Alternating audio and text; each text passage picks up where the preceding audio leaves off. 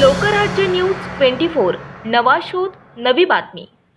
हरवलेल्या मोबाईलबाबत विचारणा केल्याच्या कारणावरून एका तरुणावर लोखंडी सत्तुराने वार करून जखमी केलाय। हा प्रकार रविवारी रात्री 12:15च्या सुमारास कोथरूड भागातील जयभवानी नगर येथे घडला। या प्रकरणी कोथरूड पोलिसांनी तरुणावर गुन्हा दाखल केलाय।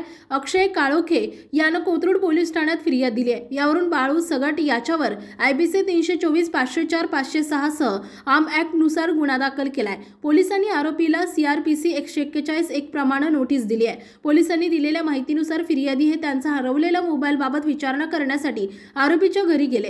त्यावेळी त्यांच्यात बाचाबाची होऊन धक्काबुक्की आणि शिवीगाळ झाली। आरोपीने रागाच्या भरात घरातील लोखंडी सत्तूर आणून फिर्यादी यांच्या डोक्यात आणि कपाळावर मारून जखमी केले। पुढील तपास पोलीस करीत आहेत।